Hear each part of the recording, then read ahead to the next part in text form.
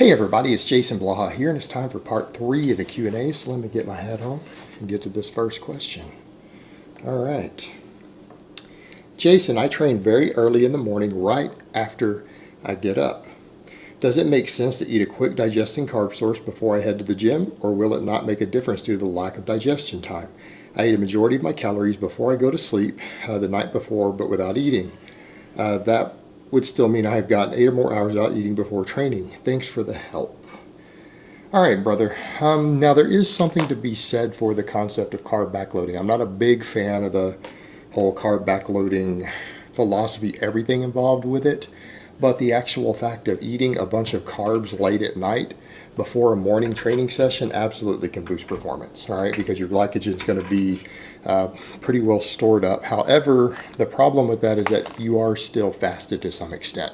Even though you ate a lot, that's going to help stop some of the glycogen store depletion, but you're still going to have a little bit from an overnight fast. That's just the reality of it. Your body burns calories at night. It burns energy at night while you're sleeping. It is a good idea to eat something before you train. All right, it's a good idea. Now, you're sitting here worried about being fasted. You're worried about digestion times, everything else. Well, as far as digestion actually being a problem for training, it depends on how much blood is going to your gut.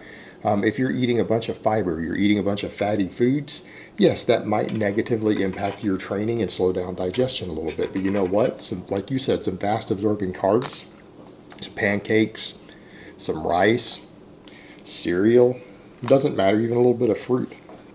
Anything to get some faster absorbing carbs into your system if you train first thing in the morning out of bed, particularly lifting, is a pretty good idea. Yeah, get you some fast absorbing carbs in. That will go ahead and retop off your glycogen stores. It'll give you extra energy to work with. And if it's a faster absorbing carb that doesn't put a heavy load on your digestive system, it's not going to negatively affect your performance or have slow digestion like you might be concerned with. In fact, it's going to boost your performance. You are better off training with carbs in your system.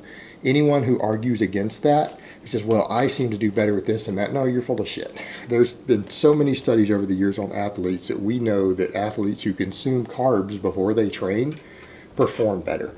And if you're sitting here saying that you don't, you probably don't train that fucking hard. Let's just be honest here. If you train better fasted or with no carbs in your system than you do with carbs in your system, you are probably not moving substantial weights. You're probably not using very heavy workloads, or you're using a lot of drugs and stimulant to get around it.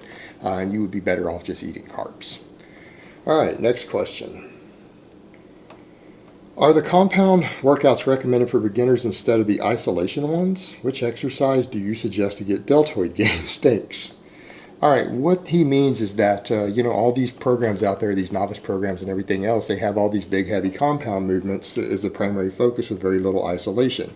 Does that mean that that's just for beginners? What do I recommend for delts? That's the way of interpreting that.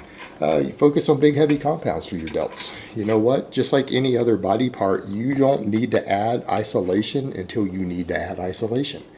And I'm not saying that it's wrong, or I'm not saying that it's wrong of you to just add isolation work if you really have a body part you want to focus on. It probably isn't.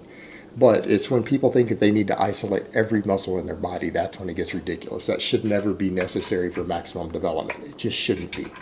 You isolate weak points or weak performance elements or weak heads of a muscle that aren't getting trained ideally for what your particular goal is. And you know what? I could put 3 different people or 5 different people on the same full compound-based program, and they're all going to develop slightly different muscle imbalances due to differences in leverages, genetics, insertions, muscle fiber distribution. They're going to develop a slightly different ratio imbalance. That's normal. So that everyone will probably need to isolate something for some goal that they're trying to reach. They will probably have to. Now, for delts, tons of overhead pressing. And all your pulling, people say, well, the overhead press is front delt dominant, but it does work all 3 heads. All right, it's impossible not to work all 3 heads, just some of them get neglected. But what about all your pulling?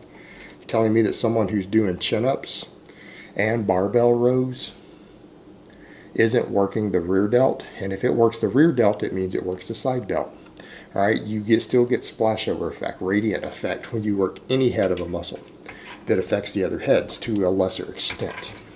So between all of that, the overhead pressing, and then all your pulling for your back, your delts for many people are going to be okay, in particular if you're throwing in face pull. There's data out there suggesting that face pulls might be as good as side delt isolation movements for actually developing the side delt. Again, face pulls with bands. So we start getting into a question of, do you have to isolate the delts? No, absolutely not. All those compounds will cover it. And usually the people you see who really struggle with rear delts, they don't have much rear delt. That's a big imbalance pointed out. They're also not very strong on pulling. They don't do a lot of pulling volume. They don't do a lot of heavy pulling exercises. They might do some lat pull downs, but they're not doing heavy chin-ups. They're not doing heavy barbell rows if they don't have rear delts. But as far as isolating it, at the end of the day, if you still feel, for whatever reason, that your side delts or something, or one of the muscles that you feel just are not getting enough work, then by all means, throw in 2 or 3 sets of 8 to 10 reps on some side lateral raises. Not a big deal. All right, next question. Would only focusing on certain body parts specifically cause it to grow any more than, say, working out all muscle groups? In other words, would only doing bicep curls and, of course, eating a lot cause your biceps to grow any more than, say, eating a lot and working out all of your muscles? Short answer, no. You can only stimulate so much muscle growth. And in fact, if you were going to pick a really small muscle to focus on, the last thing you would do is bulk up. All right, the last thing you would do is eat a lot of food. Why? You're not going to gain enough muscle in something like the bicep to change your scale weight. Meaning, think about that for a moment. Think about what a pound of steak looks like. All right, a whole pound of steak. Now, if you were to add half a pound of steak to each of your biceps, again, look at raw meat, or go find a pound of raw chicken. All right, for most people starting out, that would over double the size of their biceps. The amount of muscle on your bicep, it would double it. It could take you a year or 2 years to add that much muscle to a bicep, a tiny muscle like a bicep. You really think that taxes the system in any way? Do you think that you need to consume more protein to do that? Like, if you honestly think adding 5 grams of protein to your diet every day, or 25 calories to your diet every day over maintenance would be necessary to add a half a pound to each of your biceps over 2 years, you're bad at math. It doesn't work that way. In fact, a muscle like the bicep has such little impact on your overall system and recovery that working other big muscles with it is in no way going to impede its growth. It's just not. It just isn't. And in fact, because of the cumulative effect of a lot of big heavy compounds, not working all your other muscles in your body might actually impede your bicep growth. That's what people need to understand. All those weighted chin-ups that people do, barbell rows, deadlifts, all that stuff does have a cumulative effect on your bicep. It does contribute to your bicep development. And again, there's an argument to be made for you can sometimes get a little more muscle growth in some big muscles in the body by backing down on other big muscles in the body, because it allows you to train them a little harder because of systematic recovery and everything. And there can be something said for that, for focusing on a given muscle or exercise. Particularly when you get out of the novice phase and you're pretty big and strong already, there is something to be said for specializing. But when you're talking about a tiny little muscle like the bicep, one of the smallest muscles in the body, I mean, seriously, your biceps are tiny compared to most of the other muscles that you think of. Compare it to your lats, your pecs, your quads, hamstrings, glutes. Those are massive muscles compared to the bicep. It just doesn't have enough effect on your systematic recovery for something like that to matter. If it was a really big muscle, there could be something to it.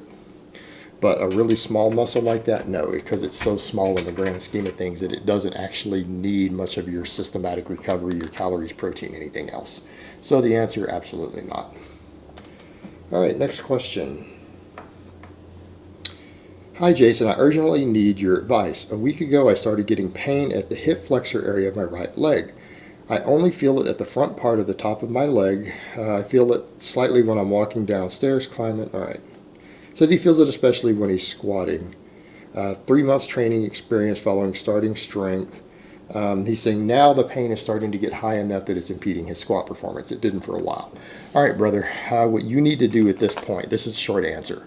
You need to deload everything. If you don't know what deloads are, I've made multiple videos explaining what a deload is, actually recently. Time for you to deload everything that affects your hip. In fact, deload your full body. When you come back to training, or when you start messing with your lighter weights on the deload, you need to adjust your squat position. You're getting pain in your hips because you're using a squat stance width that is inappropriate for your hip development, most likely. Because he said he's squatting in heeled shoes already, so he's got squat shoes on. You're either squatting too wide or too narrow for your hips. So you're going to need to play around. You might even need to deload your squats for several weeks until you find the squat stance that is pain-free on your hips, because you're going to need a 1 week deload just to stop the pain. Then you're going to need to find a squat stance that doesn't irritate it. You might be either too wide or too narrow for your hip structure, and that's something that's very, very individual. But doing high volumes and high workloads on squats using a stance that isn't appropriate for your hip structure, and hip structure varies massively from person to person, can start causing some inflammation in there in the hip, and you need to find a more appropriate stance for you personally. And hopefully that will sort everything out there. Alright guys, but that's really all I have to say on that today. I hope it's been informative, and I will talk to you guys next time.